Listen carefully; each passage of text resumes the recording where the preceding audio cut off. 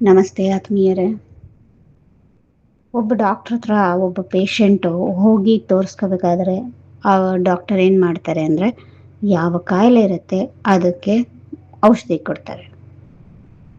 ಆ ಪೇಷಂಟು ಇನ್ನೊಂದ್ಸರಿ ಇನ್ನೊಂದು ಕಾಯಿಲೆಗೆ ಬಂದರೆ ಆಗ ಆ ಡಾಕ್ಟರು ಆ ಇನ್ನೊಂದು ಕಾಯಿಲೆಗೆ ಔಷಧಿ ಕೊಡ್ತಾರೆ. ಅದರ ಮೂಲ ಎಲ್ಲಿದೆ ಗೊತ್ತಿಲ್ಲ. ಅದೇ ಒಬ್ಬ ಗುರು ಹತ್ರ ನಾವು ಹೋಗಿ ಎದುರಿಗೆ ನಿಂತ್ಕೊಂಡ್ವಿ ಅಂದರೆ ಅವರು ಏನು ಪ್ರಾಬ್ಲಮ್ ಅಂತ ಕೇಳಲ್ಲ.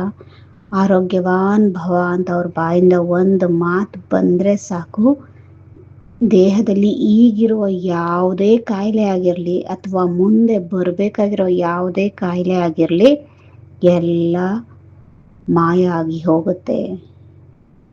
ಅಂದರೆ ಎಲ್ಲವನ್ನೂ ಗುರುಗಳು ತಮ್ಮ ಮಂತ್ರಶಕ್ತಿಯಿಂದ, ಯೋಗ ಶಕ್ತಿಯಿಂದ ನಮಗೆ ಬರಬೇಕಾಗಿದ್ದಂಥ ಕಾಯಿಲೆಗಳನ್ನೆಲ್ಲವನ್ನು ಭಸ್ಮ ಮಾಡಿಬಿಡ್ತಾರೆ. ಇವ್ರಿಗೆ ಇಂಥ ಕಾಯಿಲೆ ಇದೆ, ಇದು ಭಸ್ಮ ಆಗಲಿ ಅಂತ ಹೇಳಲ್ಲ.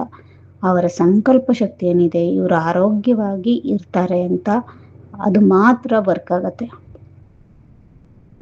ಆದರೆ ಒಬ್ಬ ಡಾಕ್ಟರ್ ಏನು ಮಾಡ್ತಾರೆ, ಇವರಿಗೆ ನೆಗಡಿ ಆಗಿದೆ, ನೆಗಡಿ ಬರಬಾರ್ದು ಅಂತ ಮಾತ್ರೆ ಕೊಡ್ತಾರೆ. ಅಂದರೆ ಕಾಯಿಲೆ ಏನಿದೆ ಅದಾಗಬಾರ್ದು ಅಂತ ಮಾತ್ರೆ ಕೊಡ್ತಾರೆ. ಗುರುಗಳು ಏನಿದೆ ಅದಾಗಬಾರ್ದು ಅಂತ ಹೇಳಲ್ಲ.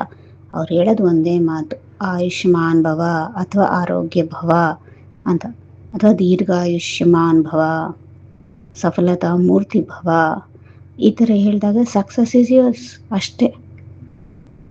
ಅಂದರೆ ನಾವು ಏನನ್ನೇ ಆಶೀರ್ವಾದ ಕೊಡ್ತಾ ಇದ್ದಾಗ ನಮ್ಮ ತಲೆಯೊಳಗೆ ಅವ್ರ ಹತ್ರ ಏನು ತಪ್ಪಿದೆ ಅದನ್ನು ತಿದ್ದೋಕ್ಕೋಸ್ಕರ ಆಶೀರ್ವಾದ ಕೊಡ್ತೀನಿ ಅನ್ನೋ ಸಂಕಲ್ಪ ಬರಬಾರ್ದು.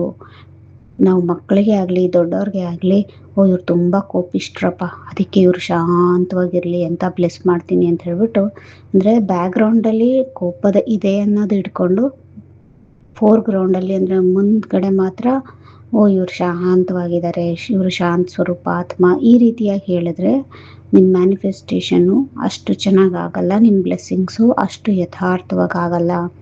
ಅದು ಇಲ್ಲಿ ಶಾಂತವಾಗಿರ್ತಾರೆ, ಆದರೆ ಕೋಪಕ್ಕೆ ಇನ್ನೇನೋ ಕಾರಣ ಇರುತ್ತಲ್ಲ.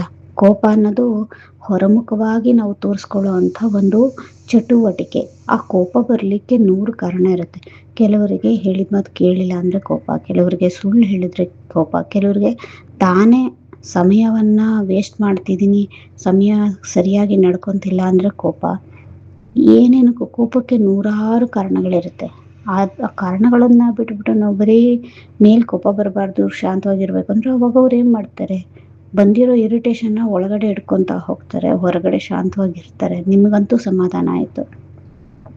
ಅದಕ್ಕಿಂತ ಇವರು ಸದಾ ಶಾಂತ ಸ್ವರೂಪಾತ್ಮ ಆಗಿದ್ದಾರೆ ಅಂತ ಅಂದ್ಕೊಳ್ಳೋಣ. ಆದರೆ ಅವ್ರಿಗೆ ಕೋಪ ಇದೆ ಅನ್ನೋದು ನಮ್ಮ ತಲೆಯಲ್ಲಿ ಬರಬಾರ್ದು. ಅಥವಾ ಅವ್ರು ಸುಳ್ಳು ಹೇಳ್ತಾರೆ, ಅಥವಾ ಅವ್ರ ಹತ್ರ ಏನಾದ್ರು ದುಶ್ಚಟಗಳಿದೆ, ಇವೆಲ್ಲ ಹೋಗ್ಲಪ್ಪ ಅಂತ ಹೇಳ್ಬಿಟ್ಟು ಬೇರೆ ಅದಕ್ಕೆ ಆಪೋಸಿಟ್ ಆಗಿರೋಂತಹ ಒಳ್ಳೆ ಗುಣನ ಹಾಕಕ್ಕೆ ಹೋಗ್ಬಾರ್ದು. ಅದಕ್ಕೆ ಸದಾ ಬ್ಲೆಸ್ ಮಾಡಿ. ಯಾವಾಗಲೂ ಈಗ ಒಬ್ಬ ಗುರು ಹೆಂಗೆ ಸದಾ ಆರೋಗ್ಯವಾನ್ ಭವ ಅಂದಾಗ ಅವರು ಸದಾ ಆರೋಗ್ಯವಾಗಿರ್ತಾರೆ ಹೊರತು ಈಗ ಕಾಲು ನೋವು ಹೋಗ್ಲಿ, ಮುಂದೆ ಕೈ ನೋವು ಹೋಗ್ಲಿ, ಹಿಂಗೆ ಒಂದೊಂದಕ್ಕೆ ಮಾಡ್ಕೊಂಡು ಕೂತ್ಕೊಳ್ಳಲ್ಲ.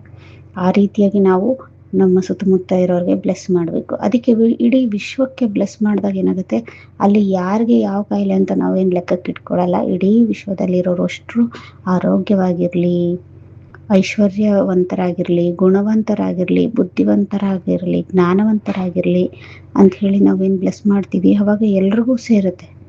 ಅದೇ ರೀತಿ ನಮ್ಮ ಮಕ್ಕಳಿಗೂ ಕೂಡ ಅಷ್ಟು ನಿಷ್ಕಾಮದಿಂದ ತಲೆಯೊಳಗೆ ಅವರ ಅವಗುಣಗಳನ್ನ ಇಟ್ಕೊಳ್ದಲೇ ಬ್ಲೆಸ್ ಮಾಡಿದಾಗ ಅದು ವರ್ಕ್ ಆಗುತ್ತೆ. ನಮಸ್ತೆ, ಓಂ ಶಾಂತಿ.